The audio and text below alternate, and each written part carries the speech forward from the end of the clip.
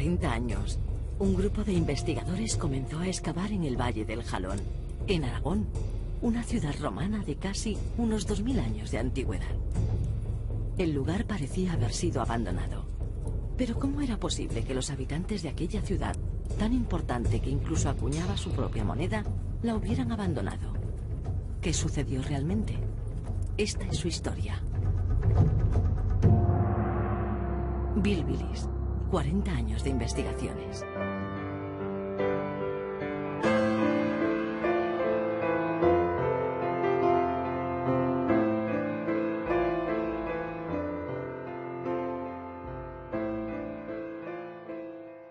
Mi nombre es Pilar Rivero y soy profesora de didáctica de las ciencias sociales.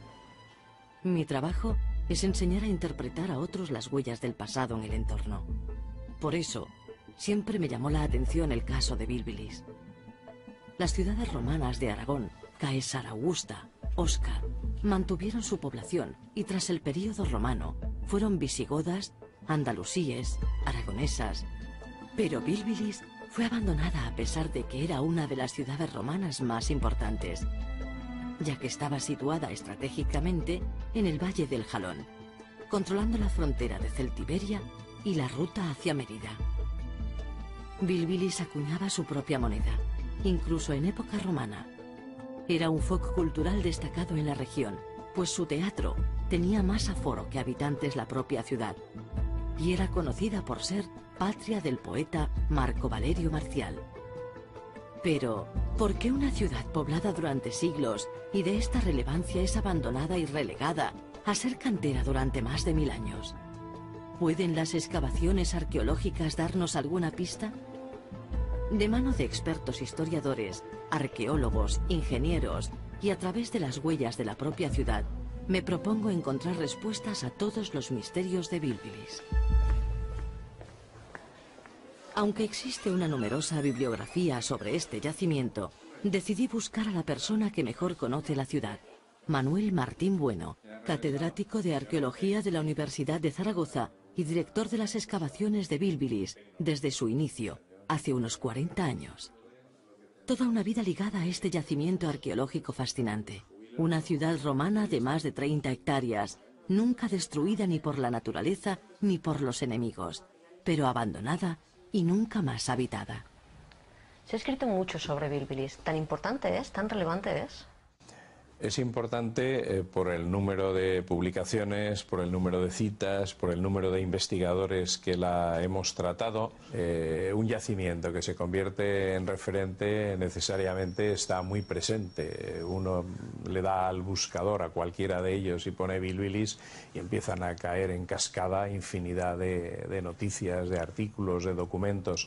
Y porque efectivamente llevamos 40 años a nuestras espaldas de investigación que han permitido casi escudriñar hasta lo último en lo que significa el urbanismo romano, el papel de una ciudad romana provincial, cómo es esa sociedad, cómo viven, cómo se mantienen y sobre todo lo que tiene es una dificultad para extraer la información, una dureza, es un yacimiento terriblemente duro y terriblemente difícil de interpretar, que yo creo que eso constituye un atractivo fantástico, es un reto, ¿no?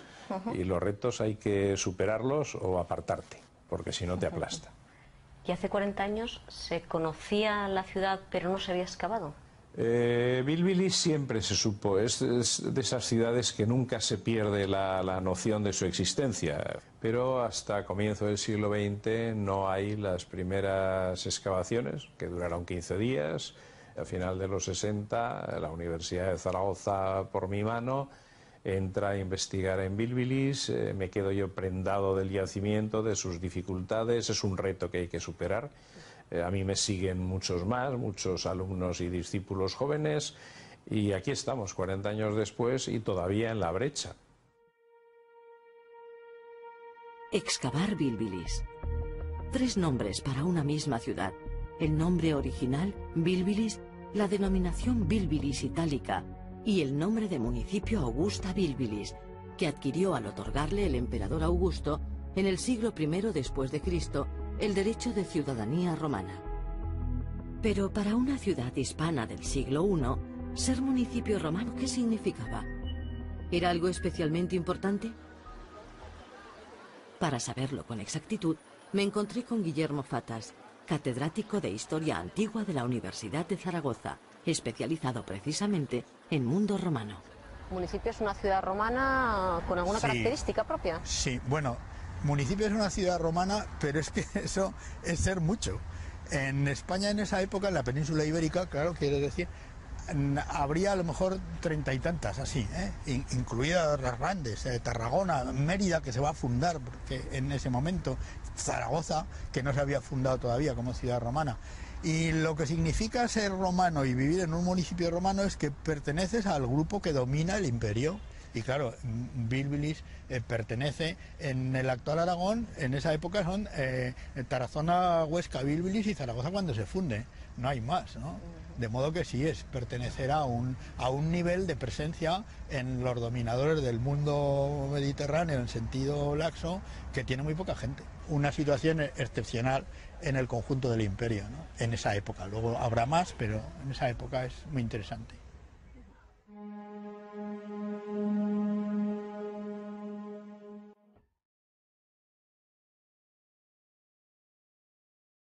Era el momento de ver Bílbilis con mis propios ojos. ¿Sería el yacimiento tan espectacular como me imaginaba? La ciudad era increíble. Bílbilis se levantaba entre los cerros de Bámbola, Santa Bárbara y San Paterno, a 6 kilómetros de la actual Calatayud. Los principales edificios públicos y de espectáculos de la ciudad se levantaron en época del emperador Augusto, en el siglo I después de Cristo. Estas construcciones la distinguían como centro cultural, económico y administrativo de la comarca. Su foro porticado estaba culminado con un templo dedicado a la Triada Capitolina, los dioses principales del Estado romano. Visible desde los caminos cercanos a la ciudad, constituía un símbolo de civilización romana. Además, la ciudad contaba con un amplio teatro en el que se incluía un templo dedicado a la familia imperial, Augusto, Livia y Tiberio. Un importante recinto termal y una red de cisternas para su abastecimiento de agua. Todo ello rodeado de una muralla, levantada más por prestigio que por defensa. Y lo mejor para saber más del yacimiento era hablar de nuevo con el hombre que había comenzado las excavaciones hace 40 años, Manuel Martín Bueno. ¿Por dónde inició la excavación? La excavación inició exactamente donde estamos ahora. Es decir, llegamos aquí, era un yacimiento virgen, había que comenzar por algún lugar y había naturalmente que hacer un análisis previo de posibilidades. Habíamos analizado lo que habían dicho en el año 17 Narciso Centenag y Sulten en el año 34 y convinimos en que este era el punto que tenía más probabilidades para albergar el centro monumental. Marcamos el punto cero, que lo tenemos delante de nosotros, y empezamos a encontrar seguidamente estas losas, que son las losas originales del pavimento del foro. El centro neurálgico de una ciudad romana que la distinguía de las ciudades indígenas de alrededor y el lugar al que tendrían que venir a partir de entonces todos los comarcanos para hacer cualquier trámite administrativo que los convertía en ciudadanos romanos. ¿Por qué una ciudad romana en este lugar, precisamente? Está motivado por la situación topográfica. Aquí se busca una escenografía, se busca la espectacularidad, se busca la teatralidad, se busca impactar a los indígenas, es establecer la diferencia entre el modo de vida romano y el modo de vida indígena, es mostrar la diferencia entre la modernidad y el retraso, y de ahí precisamente que se escoja este emplazamiento. ¿Qué imagen daría esta ciudad? La ciudad quedaría vista desde el fondo, vista desde el paisaje, desde la vía 34, como un faro de romanidad situada en lo alto y recortándose en el horizonte precisamente en sus monumentos principales. Tal vez, una vez completado el proceso de romanización del territorio, con el paso de los siglos, ese faro de romanidad no era necesario y los habitantes fueron abandonando la ciudad para ir a vivir a zonas más cercanas al río, no dependientes del agua de lluvia recogida en las cisternas. ¿Dejarían los bilbilitanos envejecer aquellos espacios monumentales que un día fueron ejemplo de modernidad para utilizarlos como materia prima para sus nuevas viviendas? No sería de extrañar, pues esto ocurre en todo el mundo romano, incluso en las grandes capitales, en la propia Roma. La excavación podía darme respuestas. La arquitectura pública ha sido estudiada y excavada a lo largo de estos últimos 40 años en gran parte, pero la tarea todavía continúa. Excavar un edificio como el teatro cuesta entre 5 y 6 años con los medios actuales. Hoy, el foro y las termas se conocen por completo, así como gran parte del teatro, y se han excavado amplias zonas correspondientes a viviendas de diferentes épocas y buena parte de la muralla. Normalmente, el equipo arqueológico trabaja en el terreno de la propia ciudad, entre 6 y 9 meses al año, ayudado en el verano por estudiantes y arqueólogos de diversos puntos de España y de universidades colaboradoras, como Burdeos o Bolonia. En los meses de más frío, se realizan exclusivamente tareas de laboratorio. Pero la investigación nunca para. Carlos Sainz, subdirector de las excavaciones de Bilbilis, me contó en qué se estaba trabajando en el momento de mi visita. ¿En qué zona estáis excavando ahora, pues? Estamos excavando en el Scanner Front, en el frente escénico del teatro. Prácticamente el teatro ya la excavación ha concluido, nos quedan unos pocos meses y la campaña de este año, que lo comenzamos en el verano, la hemos centrado en todo lo que es el frente escénico. ¿El frente escénico es? El frente escénico es la fachada del teatro, lo que realmente los espectadores podían contemplar y ver. La de Bilbilis tenía 2 alturas y hemos tenido la enorme suerte de recuperar parte este año, pero parte en excavaciones de campañas anteriores. Tenemos la totalidad o prácticamente la totalidad de estas piezas que se han extraído y que los restauradores en estos momentos están trabajando para su exhibición lo antes posible en el museo Calatayud. Cuando encontréis una pieza tipo pues una gran escultura y así, ¿cuál es el proceso? ¿Qué hacéis? Lo que hacemos es llamar evidentemente al equipo de restauradores que van trabajando con nosotros hace tiempo, ¿no? Entonces ellos ya pasan a ser los que van a extraer las piezas. Entonces aquí en estos momentos están saliendo unos capiteles y entonces son ellos los que hacen el último proceso de extracción, de adecuación, y después se lo llevan a sus talleres a trabajar. Llegados a este punto, no pude resistir la idea de seguir el recorrido de la pieza arqueológica desde su hallazgo hasta su exhibición. Lourdes Honorich, restauradora, permitió que la acompañara al laboratorio donde se trabajan con las piezas halladas una vez clasificadas. Aquí es donde traéis las piezas después de la excavación. Sí, una vez que se bajan del yacimiento, vienen aquí y ya aplicamos el tratamiento que cada pieza necesita. Hay un montón de piezas muy pequeñas. ¿Esto es el trabajo de una campaña arqueológica de un año? No, exactamente, estas son las piezas que pertenecen a una habitación de una casa de... ¿Solo una habitación de una casa? Habitación. ¿Cuántas piezas podéis sacar entonces en un año? Muchísimas. Y es un material delicado por lo que veo. ¿Es normal que en una ciudad salgan pinturas como esta, de esta calidad? No, yo creo que el caso de Bilbilis es un caso especial, ¿no?, en el que las pinturas no salgan con tan buen estado de conservación.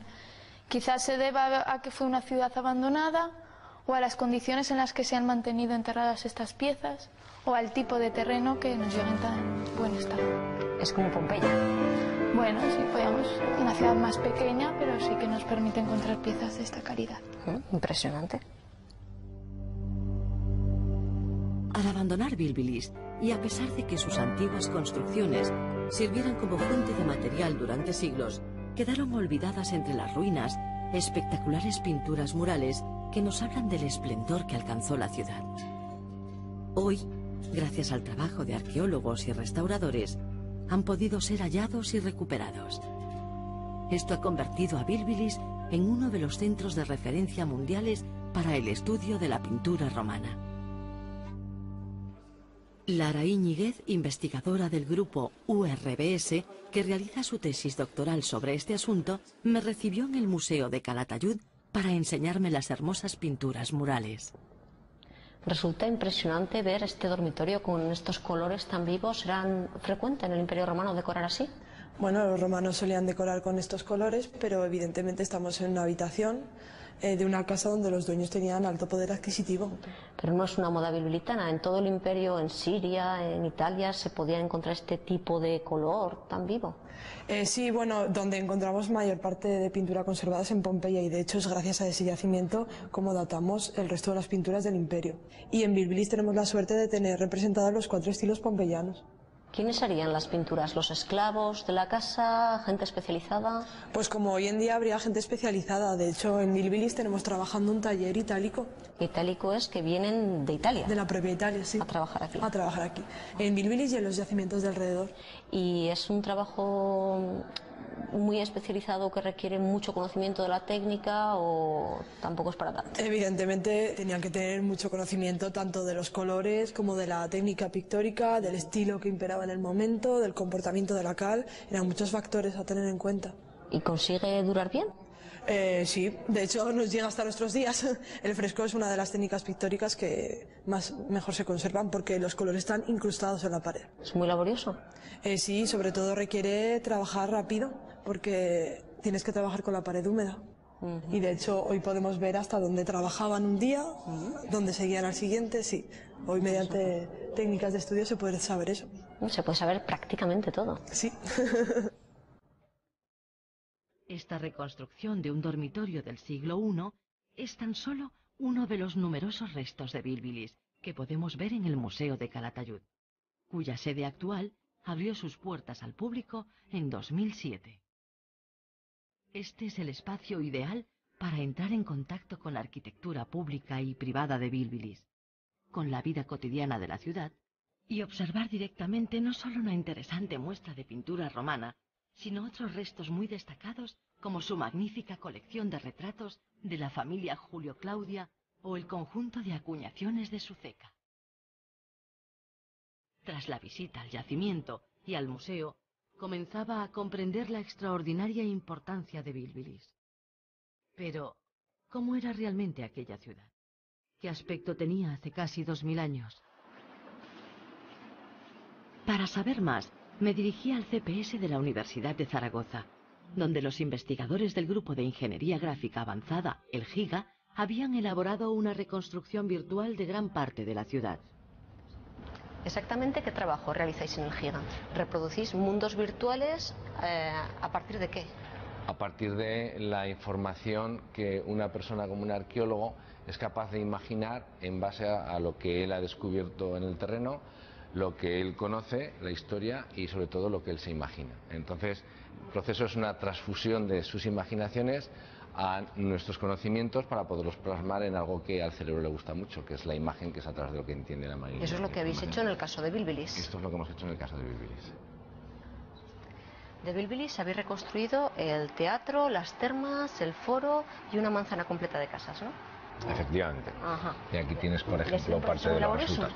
Pues sí, la verdad es que el trabajo que realizamos es un trabajo bastante largo. De hecho, fíjate que el proyecto llevamos prácticamente 3 años trabajando. Y cuando no están todos los datos arqueológicos, porque viendo las ruinas todo esto no está. Evidentemente. Los muebles, pues los elementos de madera, no o sé. Incluso las pinturas. O sea, tenemos trozos de pintura, como el caso del cisne o el caso de esta garriga que tenemos aquí, que tenemos un trocito. O sea, en base a ella tenemos que volver a reconstruir todo lo que falta y entrar en el diálogo eterno con el arqueólogo de si eso es así, no es así, o si él cree que es otra cosa. Basándose en paralelos históricos. Efectivamente, en su información.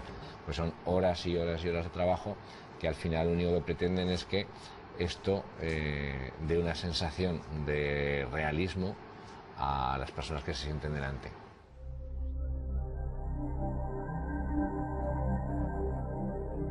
Gracias a la reconstrucción virtual de Bilbilis, podemos apreciar diversos edificios en todo su esplendor y hacernos una idea mucho más aproximada de lo que significó Bilbilis y de su importancia.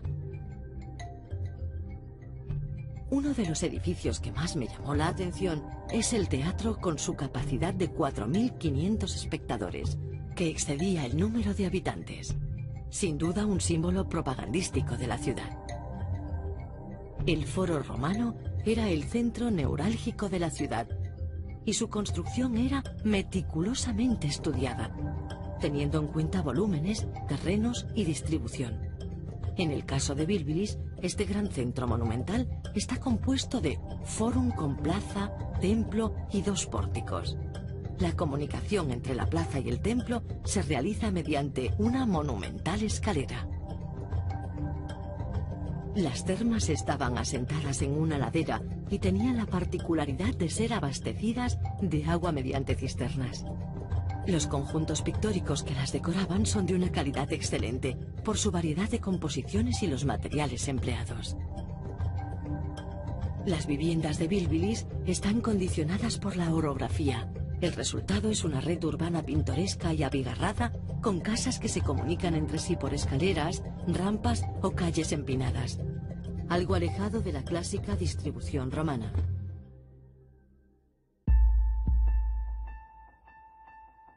Bilbilis, una magnífica ciudad que en el siglo I de nuestra era fue foco de romanidad en su entorno. Fue apagándose paulatinamente hasta ser abandonada en el siglo III. Las razones siguen siendo un misterio. Tal vez se tratara de una ciudad con excesivas pretensiones. Tal vez fuera que la escasez de agua hiciera insuficiente su red de cisternas. Además, con el paso del tiempo, su carácter romano, que tan especial la hacía en el siglo I, ya no constituía una excepción, por lo que ya no resultaría mucho más atractiva que otros asentamientos del entorno. Pero hoy en día, tras 40 años de excavaciones, nadie duda ni de la importancia de la ciudad romana de Bilbilis, ni de su relevancia científica como yacimiento arqueológico. Sus restos pictóricos, sus acuñaciones propias y su destacada colección de escultura pública vinculada a la familia Julio-Claudia, cuyo primer emperador, Augusto, le concedió el derecho romano, la convierten en un enclave destacado internacionalmente. En el momento final del rodaje de este documental, se produjo un hallazgo escultórico extraordinario. Un retrato del emperador Augusto como sumo pontífice. Un retrato oficial del cual solo se han encontrado 4 ejemplares en toda la península ibérica. El director de las excavaciones accedió a mostrármelo antes de su exposición en el Museo de Calatayud. Esta es la zona de últimos hallazgos, una princesa Julio Claudia, y aquí la que seguramente es la pieza estrella del yacimiento de Bilbilis, una cabeza de Augusto Capite Velato, hallada en el teatro a los 40 años de comenzar las excavaciones, lo que indica que la arqueología siempre da sorpresas y que la vida continúa.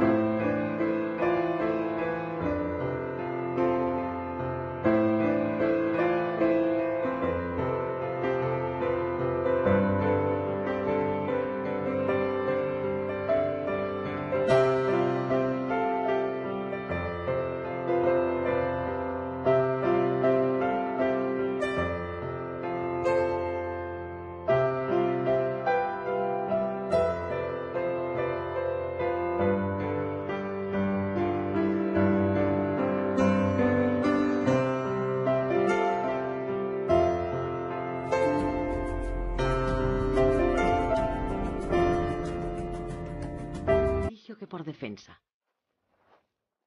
Y lo mejor para saber más del yacimiento era hablar de nuevo con el hombre que había comenzado las excavaciones hace 40 años, Manuel Martín Bueno. ¿Por dónde inició la excavación? La excavación inició exactamente donde estamos ahora. Es decir, llegamos aquí, era un yacimiento virgen, había que comenzar por algún lugar y había naturalmente que hacer un análisis previo de posibilidades. Habíamos analizado lo que habían dicho en el año 17 Narciso Centenag y Sulten en el año 34 y convinimos en que este era el punto que tenía más probabilidades para albergar el centro monumental. Marcamos el punto cero que lo tenemos delante de nosotros, y empezamos a encontrar seguidamente estas losas, que son las losas originales del pavimento del foro, el centro neurálgico de una ciudad romana que la distinguía de las ciudades indígenas de alrededor, y el lugar al que tendrían que venir a partir de entonces todos los comarcanos para hacer cualquier trámite administrativo que los convertía en ciudadanos romanos. ¿Por qué una ciudad romana en este lugar, precisamente? Está motivado por la situación topográfica.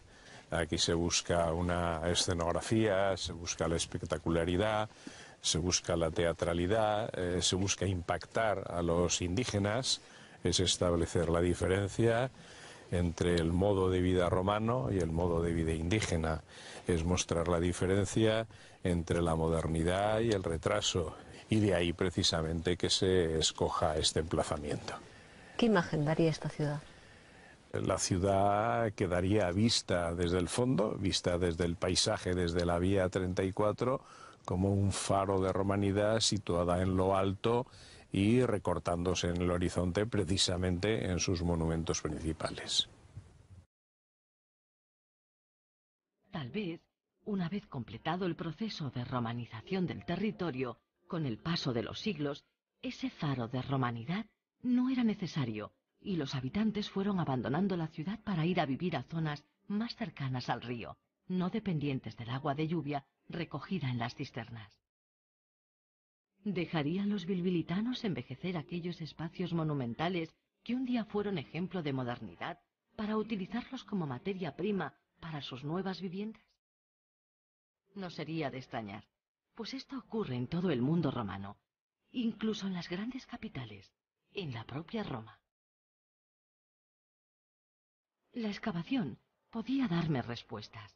La arquitectura pública ha sido estudiada y excavada a lo largo de estos últimos 40 años en gran parte. Pero la tarea de posibilidades. Habíamos analizado lo que habían dicho en el año 17 Narciso Centenag y Sulten en el año 34, y convinimos en que este era el punto que tenía más probabilidades para albergar el centro monumental. Marcamos el punto cero, que lo tenemos delante de nosotros, y empezamos a encontrar seguidamente estas losas, que son las losas originales del pavimento del foro, el centro neurálgico de una ciudad romana que la distinguía de las ciudades indígenas de alrededor, y el lugar al que tendrían que venir a partir de entonces todos los comarcanos para hacer cualquier trámite administrativo que los convertía en ciudadanos romanos. ¿Por qué una ciudad romana en este lugar, precisamente?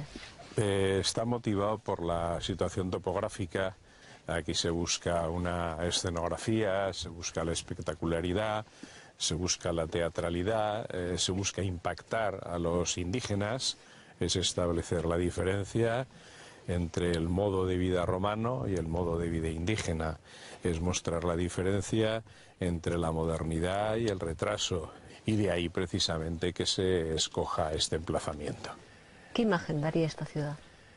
La ciudad quedaría vista desde el fondo, vista desde el paisaje, desde la vía 34, como un faro de romanidad situada en lo alto y recortándose en el horizonte precisamente en sus monumentos principales.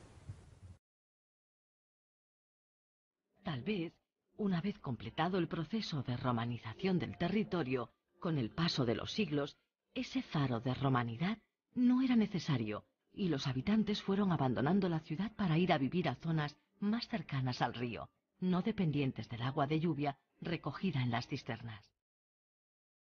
¿Dejarían los bilbilitanos envejecer aquellos espacios monumentales que un día fueron ejemplo de modernidad para utilizarlos como materia prima para sus nuevas viviendas?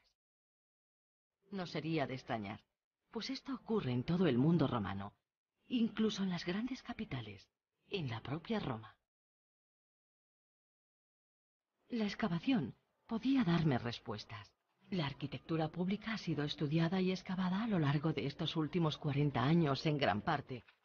Pero la tarea todavía continúa. Excavar un edificio como el teatro cuesta entre 5 y 6 años con los medios actuales. Hoy, el foro y las termas se conocen por completo, así como gran parte del teatro, y se han excavado amplias zonas correspondientes a viviendas de diferentes épocas y buena parte de la muralla. Normalmente, el equipo arqueológico trabaja en el terreno de la propia ciudad, entre 6 y 9 meses al año. Hasta su exhibición. Lourdes Honorich, restauradora, permitió que la acompañara al laboratorio donde se trabajan con las piezas halladas una vez clasificadas. Aquí es donde traéis las piezas después de la excavación. Sí, una vez que se bajan del yacimiento, vienen aquí y ya aplicamos el tratamiento que cada pieza necesita. Hay un montón de piezas muy pequeñas. ¿Esto es el trabajo de una campaña arqueológica de un año? No, exactamente, estas son las piezas que pertenecen a una habitación de una casa de... ¿Solo una habitación de una casa? Habitación. ¿Cuántas piezas podéis sacar entonces en un año? Muchísimas. Y es un material delicado por lo que veo. ¿Es normal que en una ciudad salgan pinturas como esta, de esta calidad? No, yo creo que el caso de Bilbilis es un caso especial, ¿no?, en el que la pintura no salga con tan buen estado de conservación. Quizás se deba a que fue una ciudad abandonada, o a las condiciones en las que se han mantenido enterradas estas piezas, o al tipo de terreno que nos llega en tan buen estado. Es como Pompeya. Bueno, sí, podríamos, una ciudad más pequeña, pero sí que nos permite encontrar piezas de esta calidad. Impresionante.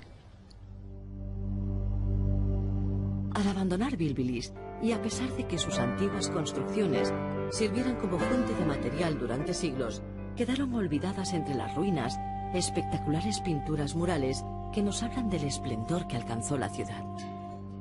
Hoy, gracias al trabajo de arqueólogos y restauradores, han podido ser hallados y recuperados. Esto ha convertido a Bilbilis en uno de los centros de referencia mundiales para el estudio de la pintura romana. Lara Íñiguez, investigadora del grupo URBS, que realiza su tesis doctoral sobre este asunto, me recibió en el Museo de Calatayud para enseñarme las hermosas pinturas murales. Resulta impresionante ver este dormitorio con estos colores tan vivos. ¿Era frecuente en el Imperio Romano decorar así? Bueno, los romanos solían decorar con estos colores, pero evidentemente estamos en una habitación de una casa donde los dueños tenían alto poder adquisitivo. Pero no es una moda bilbilitana. En todo el imperio, en Siria, en Italia, se podía encontrar este tipo de color tan vivo. Sí, bueno, donde encontramos mayor parte de pintura conservada es en Pompeya, y de hecho es gracias a ese yacimiento como datamos el resto de las pinturas del imperio. Y en Bilbilis tenemos la suerte de tener representados los 4 estilos pompeyanos. ¿Quiénes harían las pinturas? ¿Los esclavos de la casa? ¿Gente especializada? Pues como hoy en día habría gente especializada. De hecho, en Bilbilis tenemos trabajando un taller itálico. Itálico es que vienen de Italia. De la propia Italia, sí. A trabajar aquí. A trabajar aquí. En Bilbilis y en los yacimientos de alrededor. Y es un trabajo muy especializado que requiere mucho conocimiento de la técnica, o tampoco es para tanto. Evidentemente tenían que tener mucho conocimiento tanto de los colores como de la técnica pictórica, del estilo que imperaba en el momento, del comportamiento. La información que una persona como un arqueólogo es capaz de imaginar en base a lo que él ha descubierto en el terreno, lo que él conoce, la historia y sobre todo lo que él se imagina. Entonces, el proceso es una transfusión de sus imaginaciones a nuestros conocimientos para poderlos plasmar en algo que al cerebro le gusta mucho, que es la imagen, que es a través de lo que entiende la máquina. Eso es lo que habéis hecho en el caso de Bilbilis. Esto es lo que hemos hecho en el caso de Bilbilis. De Bilbilis habéis reconstruido el teatro, las termas, el foro y una manzana completa de casas, ¿no? Efectivamente. Ajá. Y aquí tienes, por ejemplo, parte de los resultados. Pues sí, la verdad es que el trabajo que realizamos es un trabajo bastante largo. De hecho, fíjate que el proyecto llevamos prácticamente 3 años trabajando. Y cuando no están todos los datos arqueológicos, porque viendo las ruinas todo esto no está. Evidentemente. Los muebles, pues los elementos de madera, no sé. O incluso las pinturas. O sea, tenemos trozos de pintura, como el caso del cisne o el caso de esta greca que tenemos aquí, que tenemos un trocito. O sea, en base a ella tenemos que volver a reconstruir todo lo que falta y entrar en el diálogo eterno con el arqueólogo de si eso es así, no es así, o si él cree que es otra cosa. Basándose en paralelos históricos. Efectivamente, en su información. Pues son horas y horas y horas de trabajo que al final lo único que pretenden es que esto dé una sensación de realismo a las personas que se sienten delante.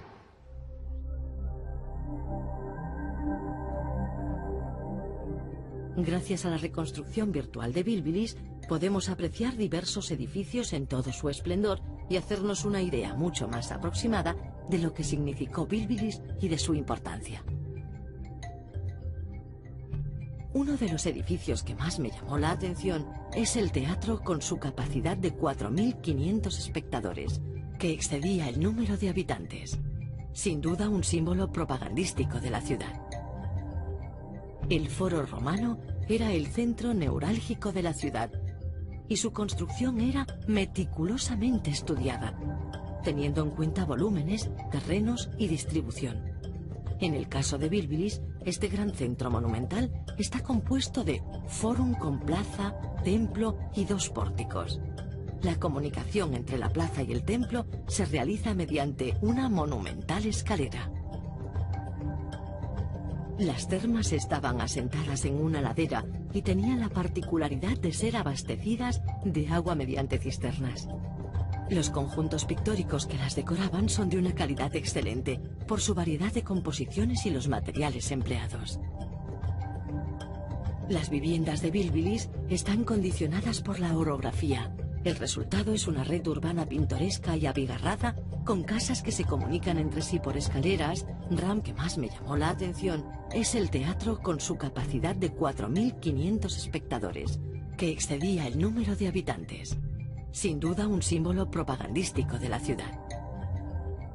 El Foro Romano era el centro neurálgico de la ciudad y su construcción era meticulosamente estudiada, teniendo en cuenta volúmenes, terrenos y distribución. En el caso de Bilbilis, este gran centro monumental está compuesto de fórum con plaza, templo y 2 pórticos. La comunicación entre la plaza y el templo se realiza mediante una monumental escalera. Las termas estaban asentadas en una ladera y tenían la particularidad de ser abastecidas de agua mediante cisternas. Los conjuntos pictóricos que las decoraban son de una calidad excelente por su variedad de composiciones y los materiales empleados. Las viviendas de Bilbilis están condicionadas por la orografía. El resultado es una red urbana pintoresca y abigarrada con casas que se comunican entre sí por escaleras, rampas o calles empinadas, algo alejado de la clásica distribución romana.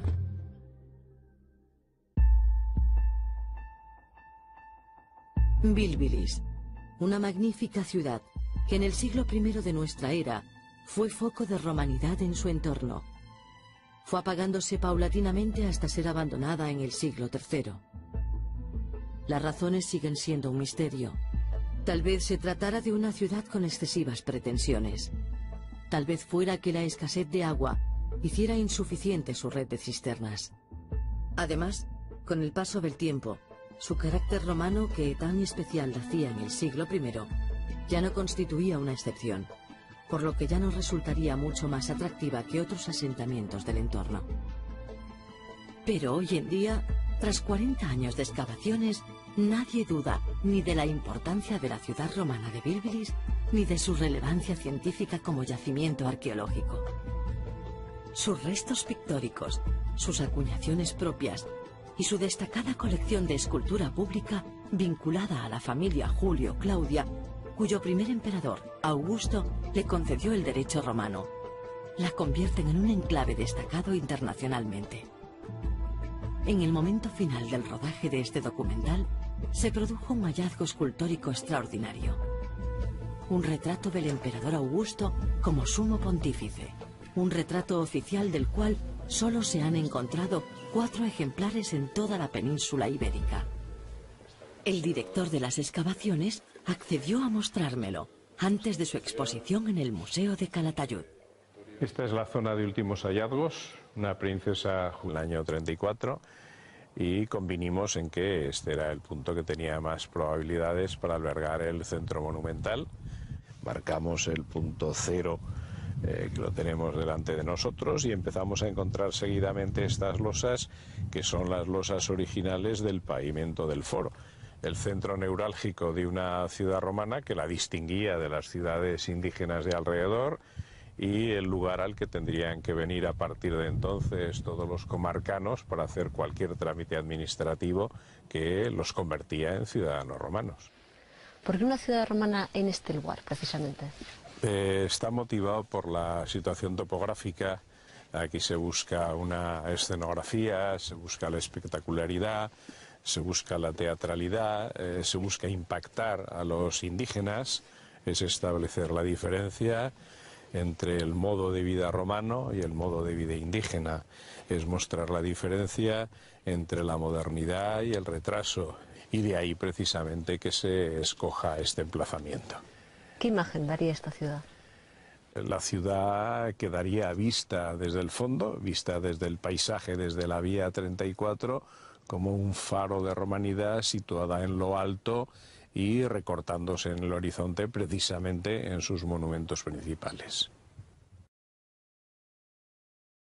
Tal vez, una vez completado el proceso de romanización del territorio, con el paso de los siglos, ese faro de romanidad no era necesario y los habitantes fueron abandonando la ciudad para ir a vivir a zonas más cercanas al río, no dependientes del agua de lluvia recogida en las cisternas.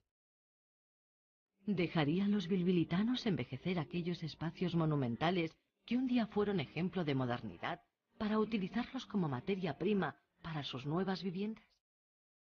No sería de extrañar, pues esto ocurre en todo el mundo romano, incluso en las grandes capitales, en la propia Roma. La excavación podía darme respuestas. La arquitectura pública ha sido estudiada y excavada a lo largo de estos últimos 40 años en gran parte, pero la tarea todavía continúa. Excavar un edificio como el teatro cuesta entre 5 y 6 años con los medios actuales. Hoy, el foro y las termas se conocen por completo, así como gran parte del teatro, y se han excavado amplias zonas correspondientes a viviendas de diferentes épocas y buena parte de la muralla. Normalmente, el equipo arqueológico trabaja en el terreno de la propia ciudad, entre 6 y 9 meses al año, ayudado en el verano por estudiantes y arqueólogos de diversos puntos de España y de universidades colaboradoras,